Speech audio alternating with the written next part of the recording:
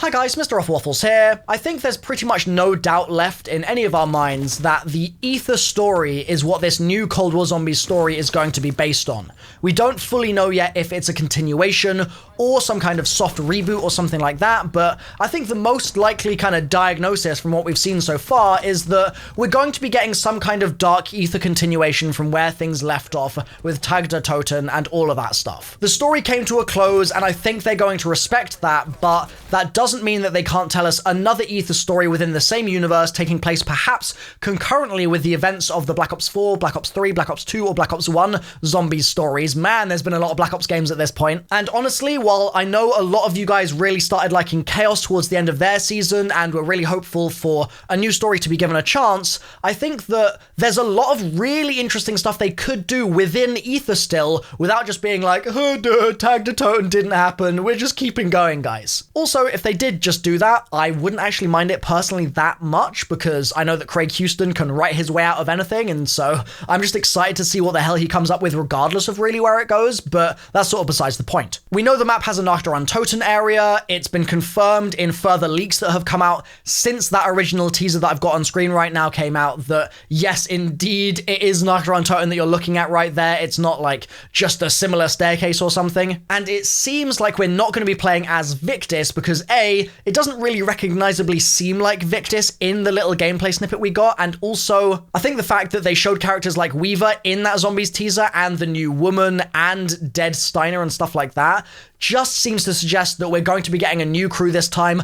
I think Weaver's going to be playable. I think the fact that he is there, he's the clearest shot of a person that you get in that whole teaser, and Weaver was a character that they remastered in BO4, by the way. A lot of people forgot that. That says to me that Weaver may well have been getting a bit more attention in Treyarch HQ over the years than we've all realized, and I think that seeing as he kind of disappeared in the story as well, he wasn't around in Black Ops 2, it gives us a nice window to place him into a zombies map instead of a campaign map without it clashing with pre-written history that he's already got. So Weaver's a good candidate. I think we're going to be playing as Weaver. I think we're therefore going to be getting a totally new crew. I think the campaign world and the zombies world is going to be crossing over, and that is the setup for where I want to go with this video today. Today we're going to be talking about Nikolas Family, bit of zombie storyline stuff. We're going to be talking about the metagame of how Treyarch is designing Black Ops Cold War and how that might mean that zombies is going to permeate through to the other modes, and we'll be showing you a new Easter egg that's been found in Cold War and how it relates to both those things. Let's start with some history about Nikolai and his troubled past. So Nikolai had a pretty traumatic childhood. It was not a good time to say the least, to the point of it pretty much being abusive, and so once he left home, he went traveling around Europe. That was something that he did when he was young. Now, at one point in his life, he was working on a pig farm. He wishes he could return to that farm. That's a sentiment that we started hearing in BO3, and in BO3, we also start getting an idea of the grief that he is carrying with him as he goes on his travels through the zombies storyline. He also, incidentally, used to actually be a writer, and he kept journals of those travels in Europe. Now, most of his stories were very exaggerated, and we all know the reason for that. It's because of that grief he carries with him. He fabricates all these stories in order to help him cope with what's going on, but he did write nonetheless. Now, speaking of those fabrications, what do we know about some of the things that he made up, and what kind of details can we pluck from those? Well, the most obvious one is his wives, right? We know that this man has had so many wives, according to Ultimus Nikolai at least. The first of which was killed with a shotgun because she looked too similar to him. He killed her. He then killed his second with either a PPSH-41 or a PTRS because she was always asking for more, and so he was like, well, you can have some bullets.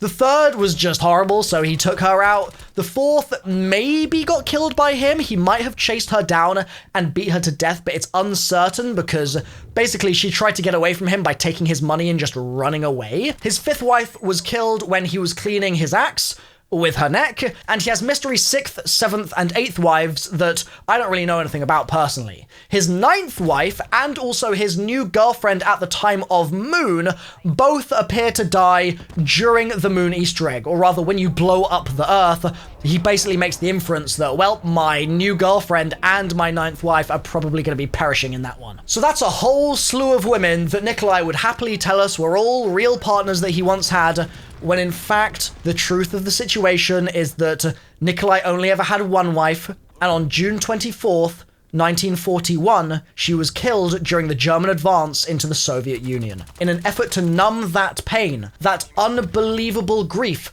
that he is stricken with, Nikolai increasingly turns to vodka, develops a severe alcohol habit, and Monty notes this, saying that he even at one point tried to water down Nikolai's vodka, and as a response, because clearly that meant that it was acting as less of a good painkiller for his emotional grief, he just started drinking more and more vodka instead. So Monty almost made the addiction worse in his own weird way. It's like Monty tried to help, and it backfired, which happens a lot with Monty. Now, the stories about his wives and the tragedy of the truth behind all that is sad in itself, but Nikolai does also mention a couple of other characters in his family. He's got a brother-in-law who he is not a fan of, and also a brother who was mentioned a lot more recently than that brother-in-law, who Nikolai doesn't hate, because he's actually largely forgotten him, which is sad because he may also be dead. And the reasoning for that is that there's a cipher that mentions one of the brothers dying before he could be reached in the battle, and the other is still at large in the city. This is something that has always been a little vague in my opinion, but my stance has been that there's a good chance it's referring to Nikolai because it's all to do with Stalingrad and his home country of Russia.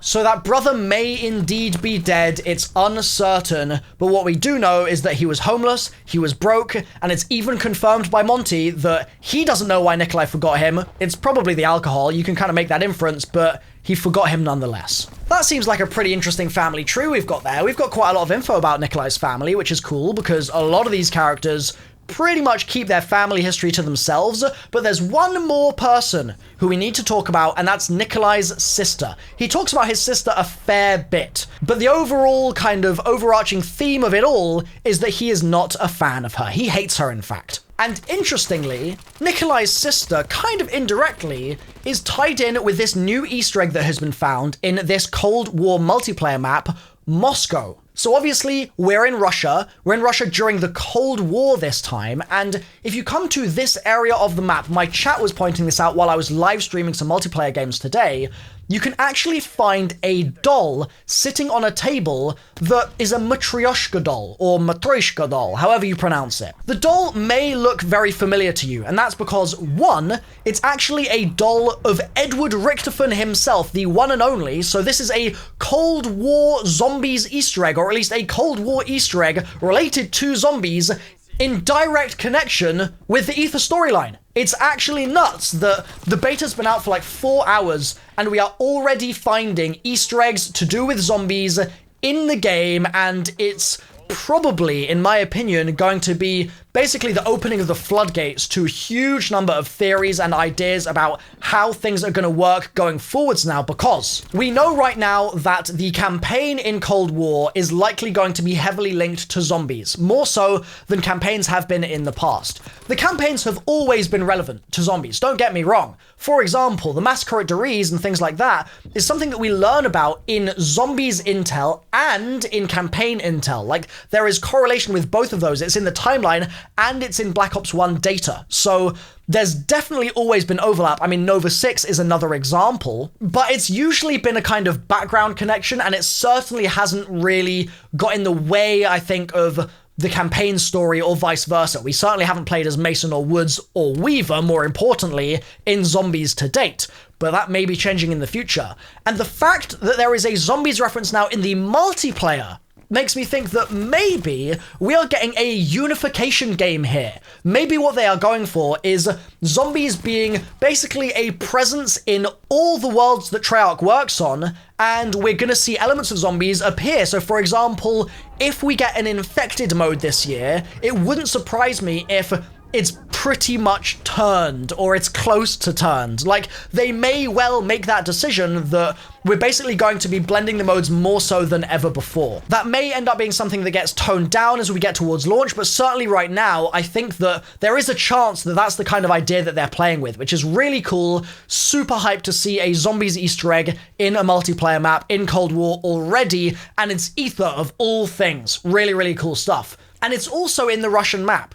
It's a Matryoshka doll, so it makes sense, but it's in the Russian map, and one of the things, and this is why I brought up Nikolai's family, one of the things that he says about his sister is that his sister actually used to make Matryoshka dolls. And this is not just going to be a coincidence. Treyarch doesn't make coincidences like this happen. They are too specific and deliberate with these sorts of things. The doll on the desk is the same RICHTOFEN doll from Ascension in Black Ops 1, okay? So that's why it's a zombies reference. It's not just RICHTOFEN, it's not just a doll of RICHTOFEN. It's actually a doll that was literally made for Black Ops 1, and I can show you it in this gameplay here. It's available in Zombies Chronicles as well. Now, when you're playing as Nikolai, you can go up to the doll and interact with it, and you'll get a little quote from the doll, and you'll also hear Nikolai respond. I'm gonna play those quotes for you now. A cute little trinket. Maybe there's vodka inside, eh? This reminds me of better times. If I had a cute little trinket. Maybe there's vodka inside, eh? Hey, I used to have some of these back home. I have sister who used to make these. She's bitch. So it turns out that Nikolai's sister used to make these exact dolls. So are we somehow going to learn more about Nikolai's sister through the multiplayer of COD Cold War? Is that something that Treyarch are going for here?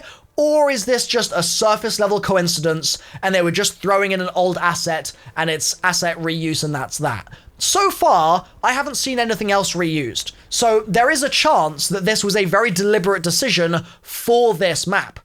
But of course, with all these things, it must be noted that this could also be me, Zombies community, theorist, and general nutjob just sort of pulling an idea out of thin air, and actually it's just like a mistake or something like that. Like, that's always possible too, of course, but I'm going for the most interesting theory I can pull from this, and the most interesting theory is that there's a link between Nikolai's sister and the Moscow MP map, and we know that campaign is linked to zombies now, and so if we learn more about campaign stuff in Moscow, for example, then maybe we'll end up seeing some crossover between that and Zombies 2, and Nikolai's sister as well, and Nikolas Past.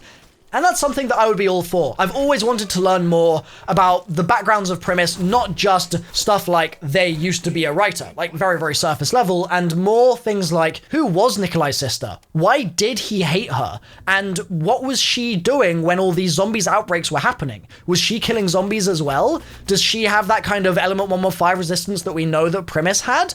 It would be really cool if one of the characters we ended up playing as was Nikolai's sister. I mean, that would be pretty bonkers. But again, I want to give that kind of caveat here that I know some people don't want us to be too directly linked to Primus because they're tired of it at this point, and I respect that as well. I'm just sort of throwing out ideas here and trying to get you guys thinking about the possibilities for where this could be going. So with all that said, if you want a more in-depth Nikolai history or something like that, then let me know, and that's something I could work on if you really, really wanted it. Smash that like button if that's something you're interested in, and I think I'm going to leave this here. Thanks for watching. I'll see you guys very soon in more zombies videos and plenty more Cold War on the way. Bye for now.